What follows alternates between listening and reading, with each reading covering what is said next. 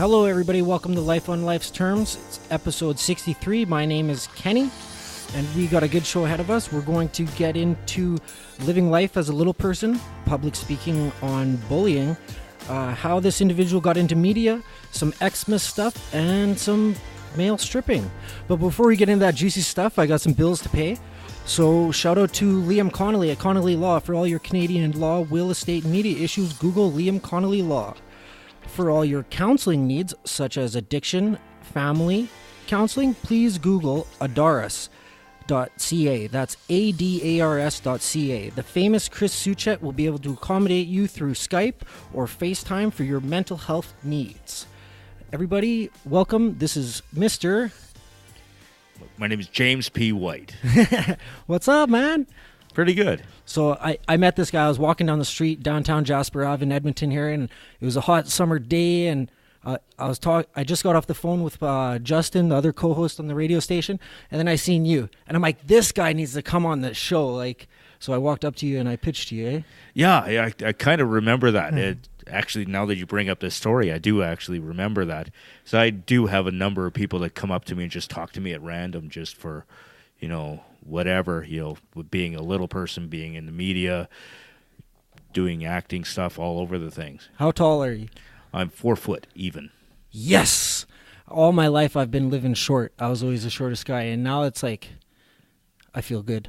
I actually, at one point, I thought, I've never met a little person, and I thought I was like the shortest person in the world almost in my head. And then when a number of years ago I went to a little person's conference, and there was like 3,000 little people in Toronto, and I met a number of people that were like 2 feet tall. Oh wow! And that's like Vern Troyer as a prime example was about, he went to about my waist. About your waist, eh? Yeah. Just about the size of that big black dildo in your backpack. Pretty much. What? So I get to the studio today, and this guy pulls this big black schlong with a suction cup out of his backpack. What do you got that for? I lost a bet, so I'm flying to Vegas this weekend, and I have to put that in my carry-on and try and get it through security to go into Vegas. What's the worst case scenario there? They might confiscate it. They might not even let me through because I'm also going to be dressed as Elvis while getting on the plane. So, wow, man, your life must be full of like awesomeness, eh? Oh, there's so many things that I've tried to explain to people. This is what I do, and then I just sit and think and go, "Huh, this is what my life is." Like dressing as Elvis, being on the radio, all the different things, But it's all good times, though. And the thing is it's all things that I do and I choose to do. A lot of people say, "Oh, hey, you're picking on him by making him do that." No, they're extorting you because you're short. Exploiting me is a common thing that a lot of people say, and I'm like, no, this is my choice. This is a lot of 9 times out of 10, anything that I've ever done in a stunt value has always been what I wanted to do. Well, it's awesome to have you here today. So it's like you said that. Before we started the show, that you did some public speaking in schools and bullying and stuff like that. Tell us about that, because like that's big. We just finished up Movember, and there was a lot about male mental health and suicide and stuff like that. But what about in school and bullying? I went through bullying extensively when I was younger, and so what I used to do, I started in about early 2000, I was working for a little person's basketball team. They were called the Canadian Half Pints. We used to travel Canada, and we used to talk about bullying and stuff like that, but we used to do like a Harlem Globetrotters type basketball where we used to do trick shots, dress in fancy costumes, do all that kind of stuff. That's cool. And so we were all little people, and we would tell them, hey, I made it through. Like I was bullied. This is the kind of stuff that I went through. And I'm still here. Give a little bit of hope. There's a lot of kids that think, I'm not going to make it through this. This is going to be tough. How am I going to make it through? And we're all successes now. Yeah, it's tough being a kid. I've gone through different things, being bullied too, when I was growing up, and it gives you a feeling like you don't want to go to school, like you just don't want to be there, and it's like we're forced around these other kids that are ruthless. Yeah. Or like, and you don't want to be there, right? So and that's exactly how I felt growing up. A lot of the time, is I hated it, but I'd go home and I'd get encouragement from my parents, and then they'd have some of the teachers stood up for me and said, "Hey, you're a good person." One thing I always tell someone is, if you know someone that is being picked on, if you know someone that is bullied, be the louder voice. Be the one to say, hey, no matter what they say, you're a good person. Be the one to give encouragement. Make sure that the encouragement is louder than the discouragement. Make sure that they feel like they're worth something, because there a lot of bullies, they try to make people feel a lot less than they are. Yeah, and for those listeners, like, encourage your kids too, like, to stick up for the underdog. Yeah, and but sometimes that's a scary thing. Like, when you have a bully that's mean and relentless, and you try to stand up to them, they might turn on you next, and there is that fear there. Yeah, but now there's two of you. But now there's two. Yeah. But but the bonus is, if you encourage that person and then they realize, hey, that's them, not me.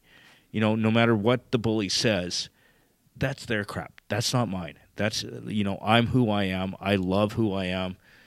What they think about me really doesn't matter if you really look at it. Yeah, for sure. Teaching our kids self-love and to be able to appreciate them for who they are is huge. Like, I have 2 9-year-old daughters, and I even see them now with like insecurities coming up and second doubting themselves or whatever. And I could tell that, like, that's society, how it like kind of molds them to like question themselves. It's troubling, because as a father of 2 girls, I have to like encourage them to be like the best woman possible, or go into something that's like confident and not afraid to like ask for what they want and do what they want. And the big thing is to be yourself. A lot of people try to change who they are to fit with society, to fit what other people think. If once you start doing that, then you start doubting yourself. But if you're like, hey, I am this way, if you don't like it, tough. Yeah. So, what do you do nowadays? Like, tell us about yourself. Okay, so right now I work at 95.7 Cruise FM. I'm on the morning show with Lachlan Cross and Grant Johnson, and it's a fun gig. Working on the radio, we talk for a living. We do a lot of video, a lot of crazy stuff, and it's a job that I never ever saw myself thinking that I would get into it. Yeah. And now I'm in it, and I love it. I hear you. This is my favorite time of the week, when I come here and just sit down and have a conversation with Justin or a guest or something like that. Like, nothing beats it. It doesn't feel like work if you love what you do. Yeah, exactly. What else do you do? I've done telemarketing. I don't like the job, but I'm really good at it. And I'm an entertainer, both male entertainer, so I guess a male exotic dancer is the best way to put it. You're a stripper. Stripper. Politically, a lot of strippers prefer politically correct is exotic dancer. Actually, that's what our license says, is an exotic dancer. What do you prefer? I don't care. A stripper is fun.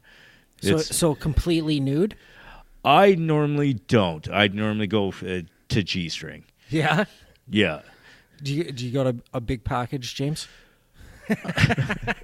That's depends. Compared to what?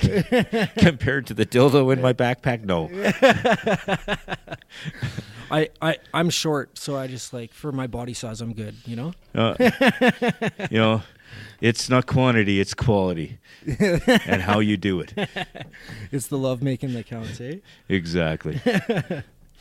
So, have you, like, what's your opinion on like midget tossing? Okay, technically with that one, it's technically called dwarf tossing, because that was actually midget. That's a derogatory term. Yeah, but I apologize. No, it's took that offensive. No, it actually that wasn't actually, because it's called dwarf tossing. The real because that's what it originally was called. Yeah. I'm not offended by the word midget in any sense of the word, because it's just a word.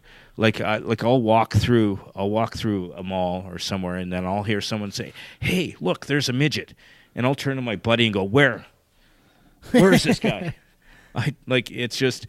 It's the word is not offensive to me in any way, shape, or form. But dealing with dwarf tossing or midget tossing, however which way you want to look at it, I've tried it. I've actually been tossed. It's dangerous. It depends. Like, you're padded. They toss you onto a thing. The most danger that's involved is because it's done in bars, and if someone's too drunk, they drop you as they're going to toss. That's the most dangerous part about it. But it's... How much do you weigh? When I used to do it, it was when I was a lot lighter than I am now. But I weigh about 140, and I'm about 4 feet tall. Yeah. You're a little bit chubby. That's okay. Yeah. Like when I was with the basketball team, when I used to travel, the highest I ever weighed was like 115 pounds. Yeah. Do you ever work out? Like, have you ever like tried I've done working out. I've done all that kind of stuff. But what ends up happening, especially with the kind of jobs that I do, like working in a strip club, doing a lot of bar gigs with the radio station, is I drink heavy. So that's actually kind of where I gained a lot of my weight, is eating bar food and drinking beer. Drinking beers, yeah. Road pops. Exactly. Not anymore, though. Not for me. I don't drink anymore. I wish I could say that. But I seen that you posted on Instagram that you were doing a competition with Locke from the radio station there. Yes. Yeah. Well, the competition was it's Lachlan, Grant, and myself. We since legalization, we decided to grow weed to see who can grow the best, because you're allowed to grow. They say 4 plants. 4 plants, I think. Yeah. And so it was to see who could grow it, and I'm growing it in my apartment. I have 3 plants. It's been like not even a month. And like, they're just seedlings, but they're, a couple inches high. Locke, he's out because he was dog sitting, and a dog ate his plants. Yeah. That's when he told me that, I'm like, oh, you probably told your mom that too. The dog ate my homework. You just use that as a cop-out excuse, yeah. Eh? So, what places around Edmonton have you danced at? Doing the stripping, I've only done Pinky's, which was the one on I think it's Wayne Gretzky Drive, right across from what used to be Rexall Place. Yeah, the old Coliseum. Yeah, Coliseum Inn. Coliseum Inn. Yeah, and I did that for about 2 years. But I still do some dancing, but it's more for private shows. Like, I'll go do stagettes or birthday parties, or just, if they want some weird entertainment. That's usually what I do. Shit, like, you should bring me along with you. That'd be fun. Oh, it's some crazy stuff. Like, it's and the thing, like, with the stuff that I do, the women must just love you. Oh, it's just crazy. Like, even when I worked at Pinky's, yeah, the dancers spent more time hanging out with me than they did with actually people that were paying for dances. Like, they'd come and they'd hang out, and they'd rest stuff on the top of my head, if you know what I mean. Like their boobs? Their boobs, or stick their ass in my face, or any of that kind of stuff. Fuck, man. You live a good life, it sounds like. Oh, yeah. Like I've had tons of conversations where I'm like, wow, that actually happens. Have you ever been in any movies? I've tried out for a few movies, but the funny thing about that with like the camera and stuff like that, I just get weirded out by it. Like memorizing stuff is kind of a little bit difficult. Like, I had a condition when I was a kid, actually called hydrocephalus, which is fluid buildup on the brain. So it actually caused damage to a certain part of my brain that, like, for memory. Yeah. So memorizing stuff is kind of difficult, but ad lib, I'm good at it. Like, just making stuff happen is just how I roll. Like, Yeah, for sure. That's why you work in radio now, right? exactly. Yeah, you just got to be able to wing it, fly by the seat of our pants. Yeah. Yeah.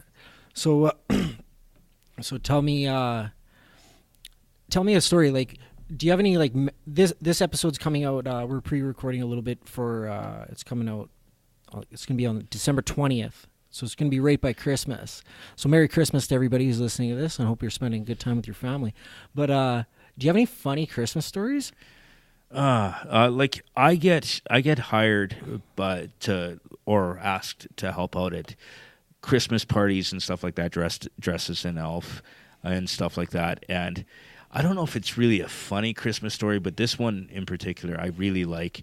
Is I've done where it's pictures with Santa. I've done it every year with Riverside Yamaha in St. Albert. And the funny thing is I go in there dressed as an elf, and the same kids every year have to get a hug with me, get pictures taken. Yeah. They think I'm like the best things. They like me better than Santa Claus. For sure. And you know, it's a good feeling, and especially when you make the kids smile or the parents come and go, you know, they don't talk to adults like they're, you know, they're introverted. They are afraid of adults that aren't their parents, and they come right up to me and go, okay, you know, and I like that. That's actually pretty cool that, you know, I can, like, kids open up to me in that way and are comfortable more with me than with an average person.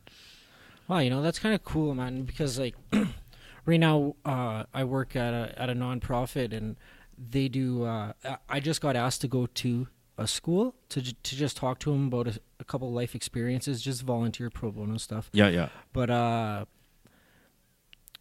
you know, like, it's good that I met you. Maybe like I can, because like that gives me the most like gratitude. Like that fulfills my life, to be able to like pass a message on to like young kids or somebody that's gone through a similar struggle as me, and be able to tell them, yeah, there's hope. Like, it is going to change. It's not over. Just keep doing what you got to do.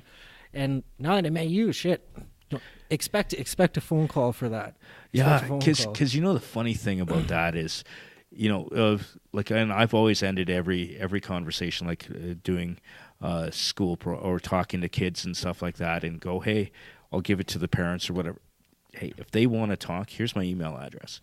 Shoot me an email. You know, shoot me a message on Facebook.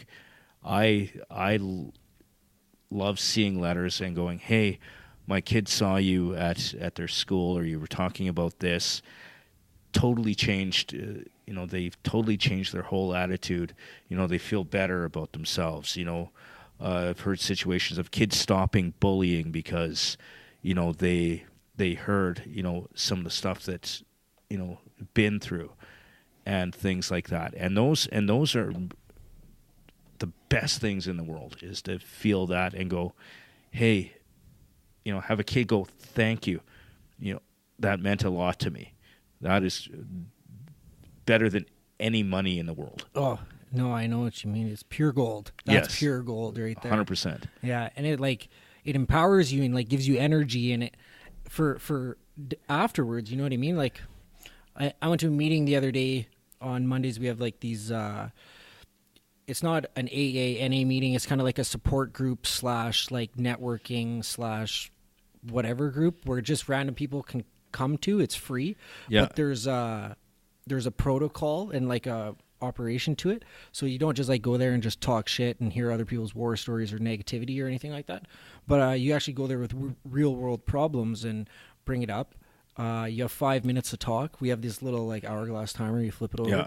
People go on a rant for 5 minutes, but then you give them feedback afterwards. Okay. And the feedback has to like come from empathy and compassion, and you have to encouragement, and you have to use paraphrasing to show the individual that your intention is good, and you actually were trying to pay attention to what they're saying, and you're giving them quality feedback. And then the feedback you give them is like no judgment, like, oh, you should do this or you should do that, or why would you do that? But just say, like, from my life experience, I've experienced something like that too. I made it through that situation with X and X resources. I can share them with you if you want, and then encourage them, or something positive too, right? Yeah, and that's how you give feedback in this group. So it's kind of cool. It was an experiment that we were running, but it's actually pretty successful, and we're ongoing with it. If you're ever free on Monday nights, man, that's where we're at. Downtown EPL, not EPL. Yeah, Edmonton Public Library. Yeah, Edmonton Sweet. Public Library in the programs room. Oh, is that the one by Churchill? Yeah, but that's under construction right now, and then the temporary one's on Jasper and 102. Oh, okay. Yeah. They're pretty cool there. They got like 3D printers and all that shit. Oh, wow. Yeah. So going on a plane with a dildo, like. See, have you ever been to Vegas? No. No? It's a first. It's a first for me. But the thing is, you say that about going on a plane with a dildo. That's actually not the craziest thing I've ever done in my entire life. Like, okay, I've done. Well, that just opened up a can of worms. Let's like a prime example. Back like before I started, like I'm at Cruise FM right now. Yeah. Before that, I was at the Bear, and we used to do a thing called we used to host Sunday night football at the Tilted Kilt. They're all closed now. But so what we would do is Lachlan came to me with an idea and said, "Hey, we're going to do a halftime game where, people that are there are going to throw a football. If you catch it, they win something."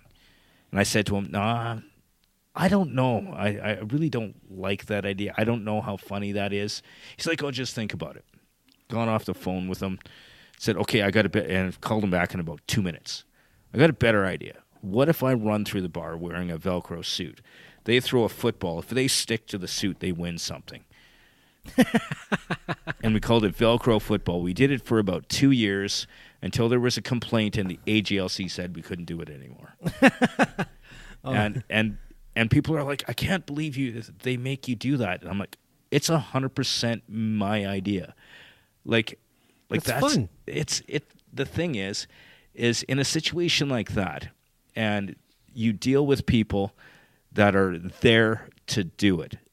They don't disrespect me because of doing it. They're like, "Hey, thanks. Hey, can I buy you a beer? Hey, you're a great sport being able to do stuff like that." And I like making people smile. I like making people laugh. So doing crazy things is well in my wheelhouse. Like dressing in drag, walking down White Avenue to see if someone can, will catcall me. Just I seen your picture for Halloween there. Yeah, like I've done like 1 year for Halloween, I dressed as Andre the Giant, a little person. I'm 4 foot tall, dressed exactly like Andre the Giant, with the onesie, with the boots. I had the sideburns, the whole 9 yards. That's so good. And it's all things that I do for entertainment factor. Yes, I do it at my people are laughing at me, but on the most part they're laughing with me They're laughing with you, man. But it's just people look at it like, "Oh, they're laughing at you." No, we're laughing together. Well, like you got short legs and short arms, and you're running around, and you got a good positive attitude, and it makes people chuckle. It's not like you're getting forced and like whipped to go do some like circus trick. Like you're just chilling. Like the funny thing about that is when I worked with the basketball team, and people say that I've had it rough and stuff like that. But I met a guy that is a little person. He's a little bit taller than me. He grew up in the Ukraine, and when he was about 2. He was actually sold to the Russian Moscow circus by his parents. Oh shit! He doesn't remember his parents. He grew up in the circus, and like they'd pay him and all that kind of stuff.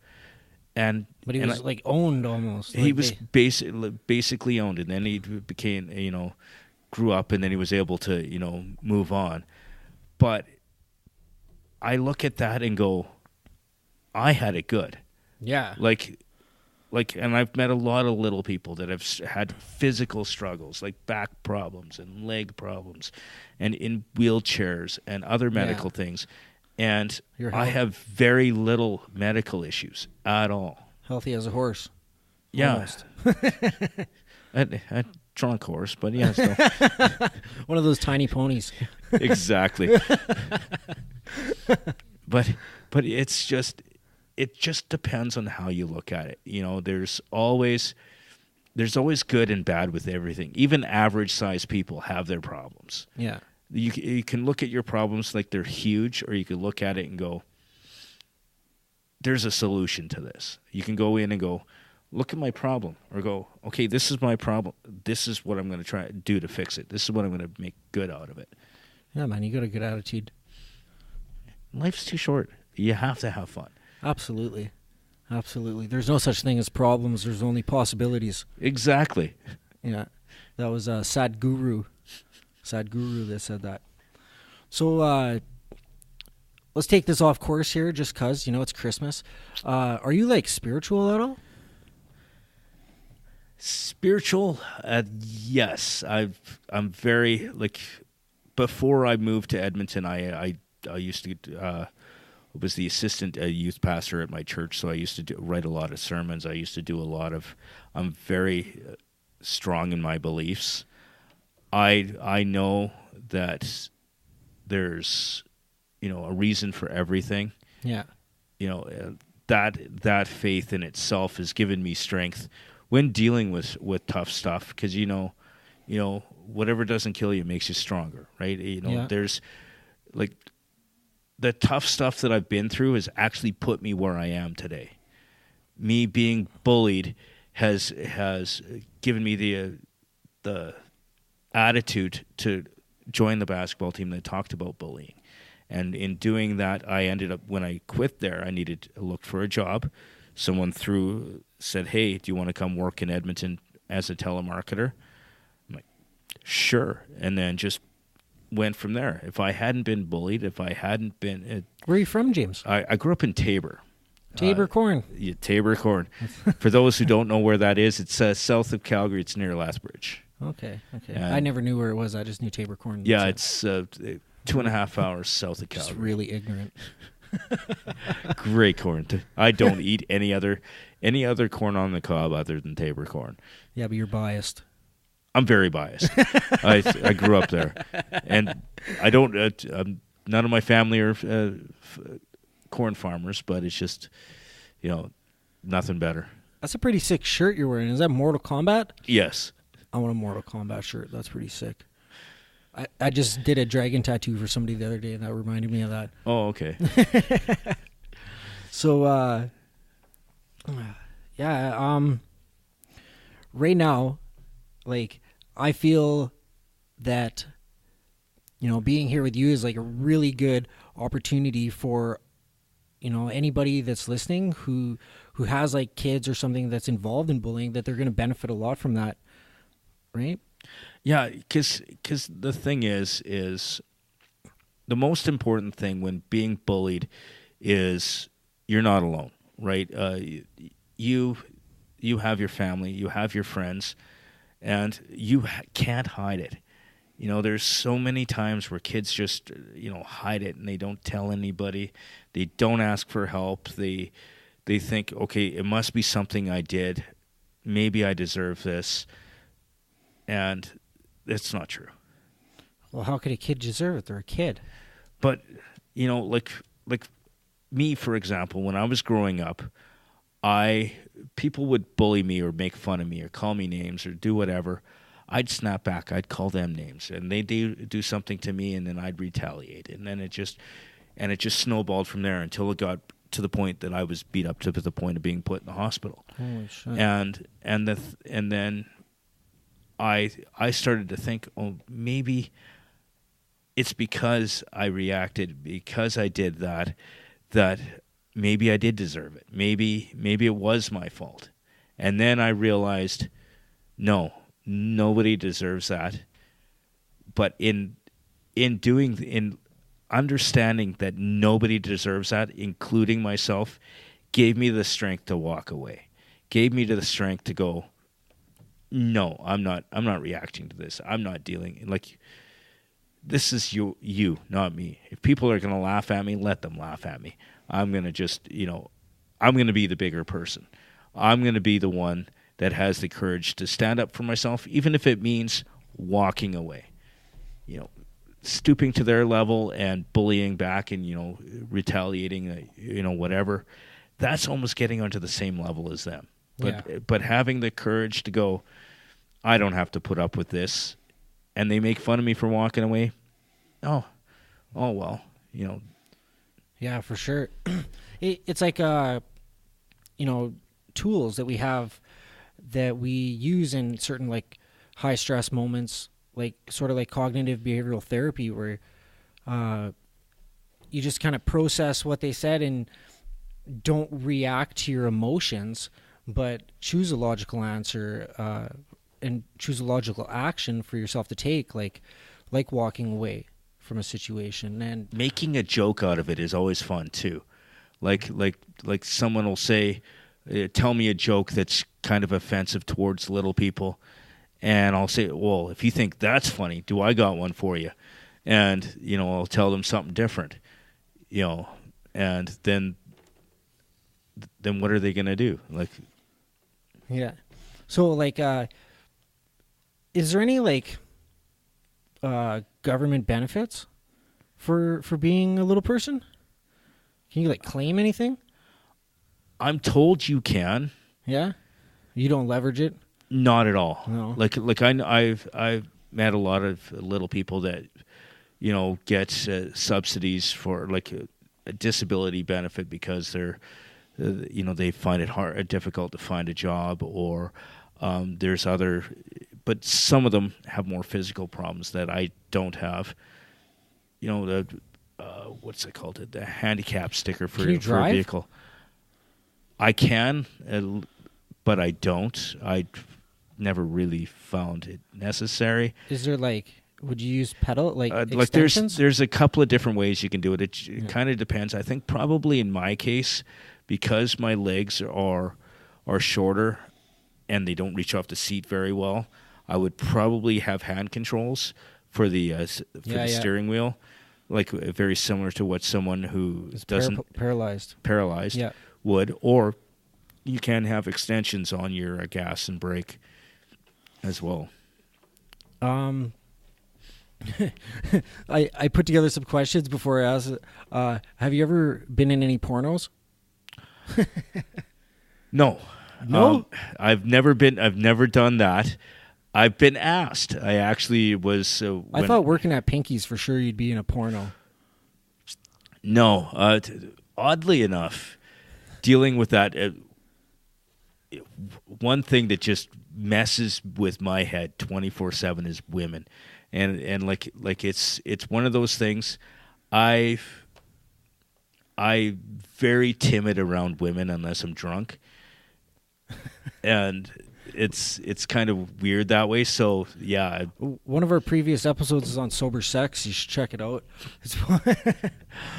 It's about having relationships and like managing that, like insecurities and stuff like that as a sober person, and not using alcohol or drugs to overcome it. But the thing is okay. This the only time I've ever actually had sex was a prostitute. Actually, a buddy of mine bought it for me when I was paid. The guy with the mullet. Yes, with the mullet. Yeah, I know the guy with the mullet. But it's just like I'm not wired that way to do the one night stand. I've always been under the impression, in my opinion, is I believe that the person that I'm really gonna bond with, sex, is the one I'm gonna marry or have a long-term relationship with. Have you ever dated a little person? I've tried dating a little person, but little people don't attract me. It's not something like I'm not attracted to little people. You want the long legs? The first time I ever met a little person, I was 26. You never met another little person until you were 26. I've seen them in TV. I've seen them in the distance, but I've never actually met someone until I was 26. I'm 42 now. I suppose, yeah. You live. When did you move away from a little small town, southern Alberta? When I first met little people, like I was like how I met the basketball team that I worked on. I went to see one of their shows in Lethbridge. They saw me in the audience, and they offered me a job, and that's until then, I grew up I was in Tabor for like from the time I was like 2 until or 4 or something like that, and then moved out when I was in my mid-20s. Cool. Well, you know what, man? One day you're gonna meet that one. You know, like if you put the intention out there, you want to know what I did? I'll tell you a secret, man. I use this. It straight up manifested me a really, really good girlfriend. And like when I first heard this, so like I gotta say it again. So like Justin even said on it, I was like, "Have you ever manifested a girlfriend before?" And he's like, "Yeah." I was like, "How'd you do it?" He's like, I jerked off thinking of her." And like I haven't used that one yet, but I'm going to. But one time I wrote down. So I had this like mentor. He's still a good friend of mine and a mentor, and he told me that he manifested his wife, and I was like, "Shut up, man! Like how do you manifest a relationship and a wife?" And he's like been with her for like 30 something years, or like ridiculous. And he's like, "I wrote it down." Like, "What did you write down?" Howie, that's his name, is Howie. He was on the show before. Hog Wild was the episode. And he goes, I was really detailed and picky, and I wrote my ideal wife, like in my mind, the perfect woman. I wrote it down: hair, lips, skin tone, personality, attitude towards life, spirituality, everything. Like he even put a little bit as like sexual whatever, like in his thing, right? Nobody else seen it but him. And then he would read it every once in a while. And he said that he didn't even read it very often, just like, once a month. And he said in about 8 or 9 months, he met this girl, and as he met her, he's like starts checking off these things out of his ideal wife thing that he wrote down. Yeah. And he said that it was like a good 90% all there, and they've been together for 30 years. That is cool. Like that's I've read a lot of books and done a lot of that, and it's almost like The Secret. Like focus what you focus on expands. Right? Like if you can do that with anything, have it be a girlfriend, have it be career, job, career, whatever. Just say, "Hey, this is what I want. This is where I want to be. Well, I want my house to look like this. I want my life to be like this. I want I want the white picket fence. I want the 3 kids. And you read that over and over until it's just ingrained, and then in the subconscious mind, and then you become it. Yeah, that's who you are, and then your body, your mind makes you the way that you want to be. Yeah, like so. This is like all about it, and I often talk about this type of stuff. This is like everything that I live for is The Secret and more. I've like manifested jobs and opportunities and relationships. And like everything, like I manifested meeting Justin, the other co-host on this thing. Like I just wrote it down, and it's funny. I don't know if I ever showed him, but like it's even says in it, like I attract successful friends who support my ideals and are interested in different business ventures. And then I was like, shit, I read that the other day. I was like, that actually worked. Yeah. Like that works for almost anything. Like you run into money troubles. If you focus on the troubles, okay, I owe $2,000. Okay, let's figure out a solution to deal with that. And you live like as if you've succeeded, and then you live that way, and then eventually it all comes back to you. All of a sudden you get a little. I get a phone call going, "Hey, I want you to do a gig for 3 hours. I'll pay you $600. Sick. Okay, that's a good gig. Like, or prime example is every St. Paddy's Day, I get a phone call from a bar, usually about now for the coming St. Paddy's Day, going, "Hey, we want you. How much time can you give me?" I'm like, "Okay, I'm booked at this time." So and they're like, just and they're booked solid they're like, "How much?" And I'm $150 an hour. They're like, "Done." Then after you're like, "Shit, I should have charged $300." That was the previous year I went in with that, and then this past year, on St. Paddy's Day, I'm like, "Okay, I book up fast. Yeah. And they're like, okay, what times do you have free for next year? I'm doing this on St. Paddy's Day. And they're like, how about the same time? And I'm like, done. And then I'm already booked for so March 17th of this year, I'm already booked. Oh yeah, you should charge more, man. $150 an hour is not enough.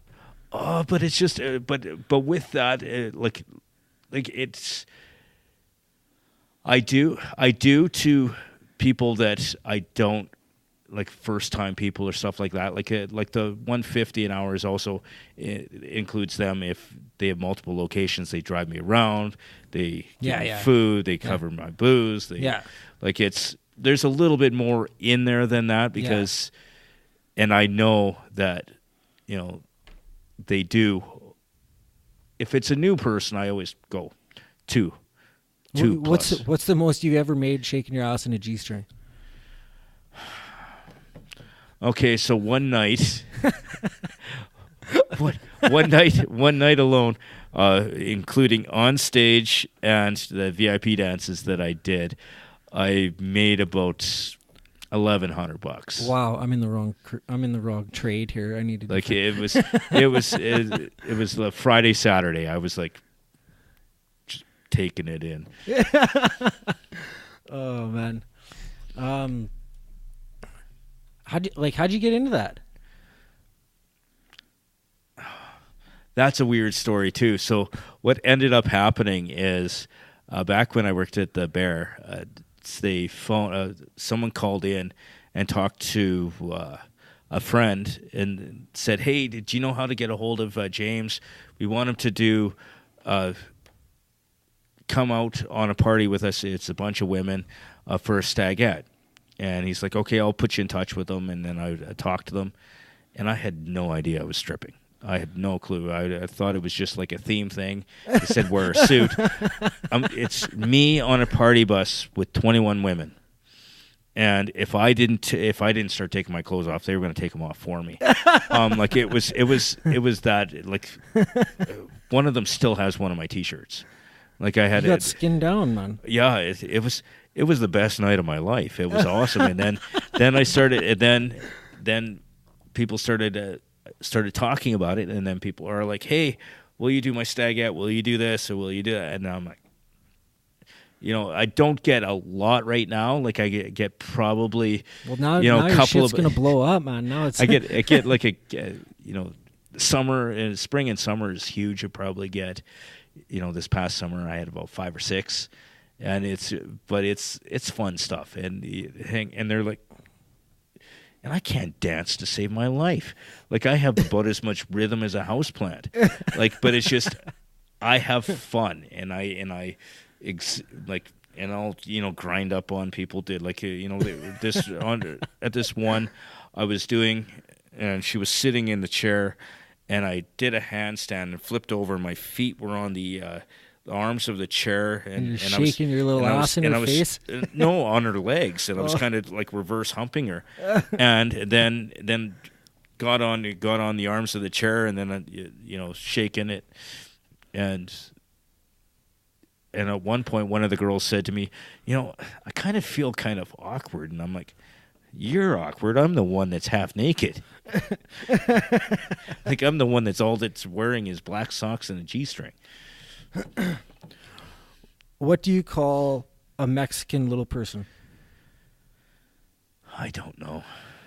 A paragraph, because he's not a full essay. I got a good one for you. Why do little people laugh when they run? Why? Because the grass is tickling their balls. Oh, that's a good one. Fuck, man, that's awesome. This is a lot of fun, James. Yeah, I'm really happy that you came out here today. Yeah, it's fun doing stuff like this. Have you ever watched the movie Jackass? Yes. Yeah. Can you do what he does? Can you kick yourself in the forehead? When I was in shape, yeah. Oh yes, I could kick myself in the head. I used to actually be able to kick over my shoulder. so my heel was behind my ear. Like when I was in Taekwondo, I was in a. You were in Taekwondo.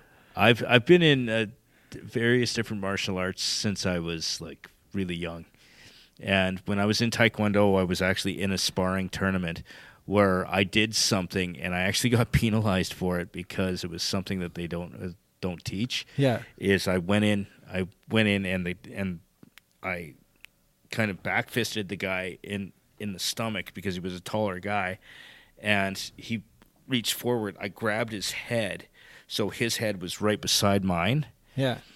And then I kicked right, so his face was right next to mine. It was like I kicked myself in the head, and I got him right in the forehead. And you got penalized for it. I got penalized for it because it was so.